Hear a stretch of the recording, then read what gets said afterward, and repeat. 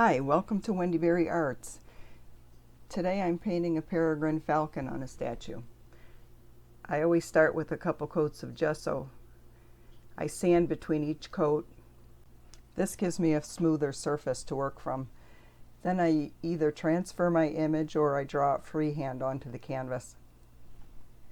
Then I usually put a grounding color, and in this case it's a brown, and I wiped it off and let it dry. So it's very light. Now I'm starting to block in all the darker areas and then go over some of the outlines of the drawing.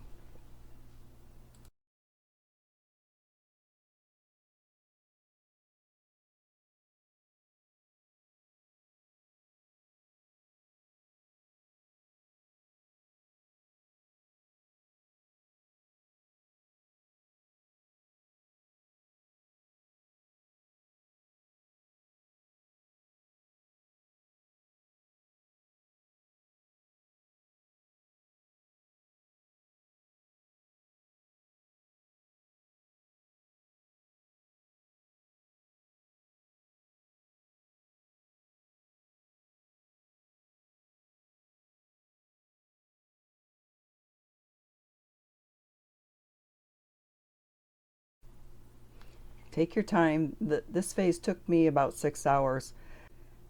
I'm just slowly building up the dark areas, and I make sure each layer is dry before I start the next.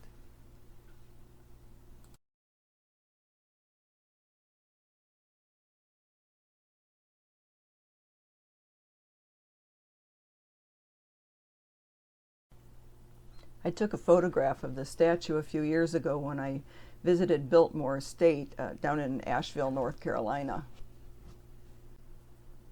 It's such a beautiful area, and the statue work and all the stone carvings really impressed me. I took a ton of photos. This one wasn't quite as sharp, so I'm taking a little bit of artistic license with his face, but it was later that I learned they had a falconry there too, and so I decided to put the Peregrine Falcon on his shoulder, and I think I like the composition.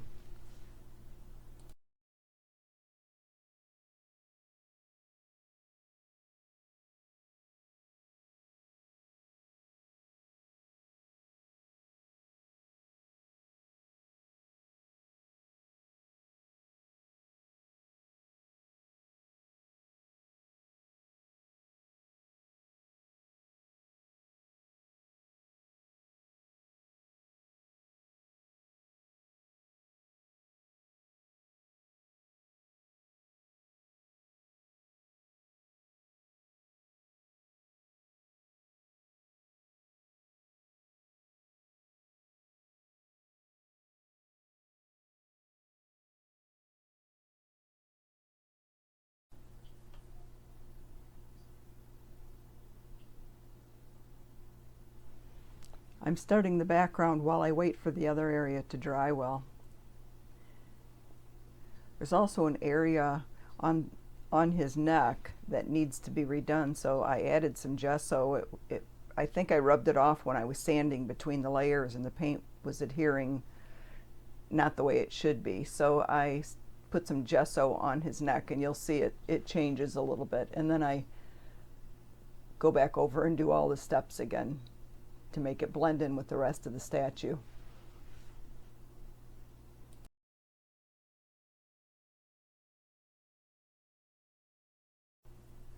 Now I'm blending a wash for the statue. I'll do it in sections so that I don't get any visible lines where I stop and start again, where the paint might dry and overlap.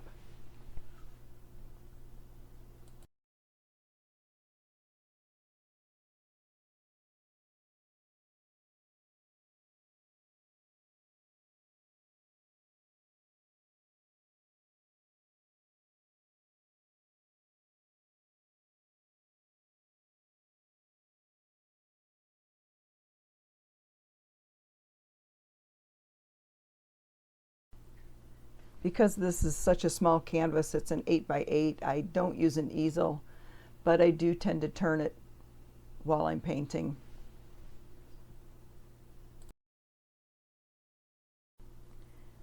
It also helps you just get a different perspective.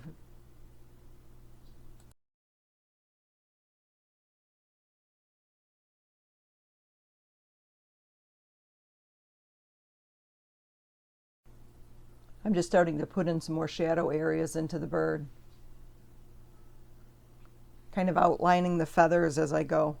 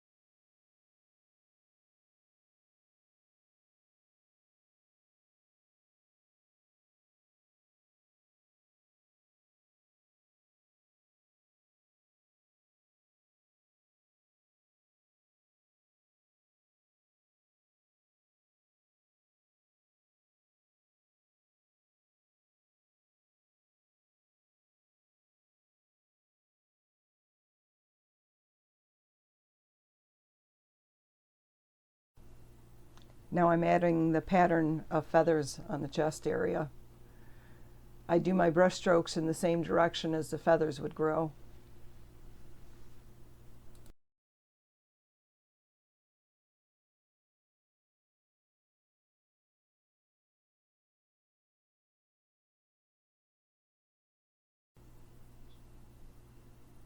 I add white highlights on the statue, and later on I'll go over with a wash over the top of these.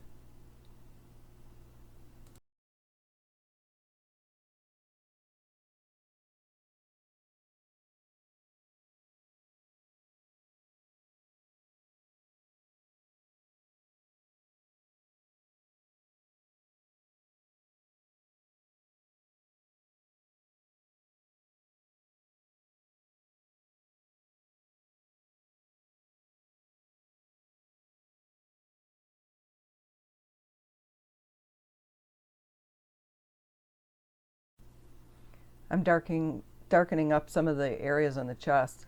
Later on I'll go over with the white feathers and it'll just make those pop a little bit better. I had a little trouble when I was mixing the yellow for around the eyes. I started with lemon yellow and it was just a little bit too soft, so then I went to cadmium. That was much better. I don't think I needed to use the lemon at all.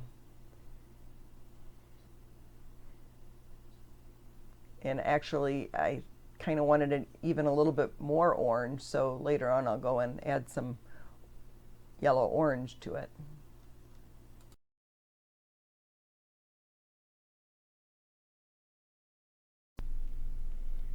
The feet are also the same bright orangey yellow color.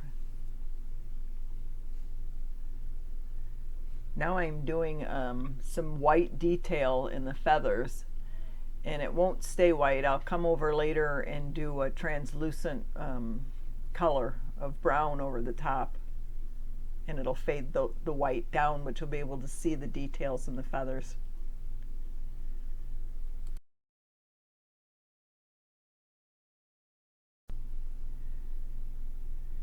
Now I'm taking the white detail brush and I'm beginning to add those soft feathers in the face and then in the chest over the shaded area. This is that wash over the top of the white feathers on the wings.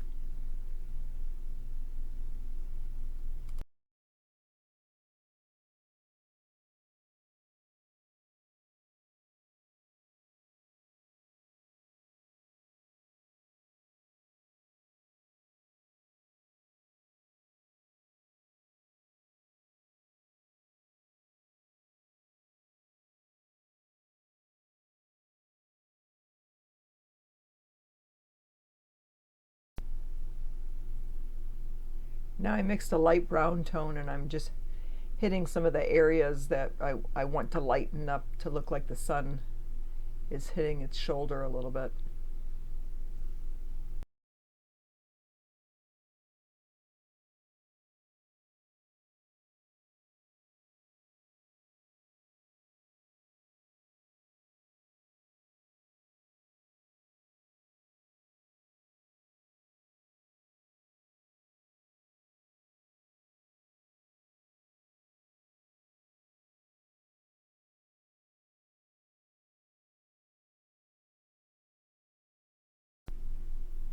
Now I want to knock the brown back just a little bit in the statue, so I mixed up kind of a bluish black color, and I'm going over the whole statue with it.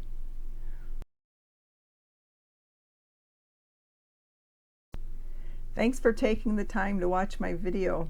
If you enjoyed it, please be sure to like and subscribe. If you have any feedback, please leave a comment. Be sure to keep painting, whether it's on a rock or a canvas. It's good for your mental health. See you in the next video.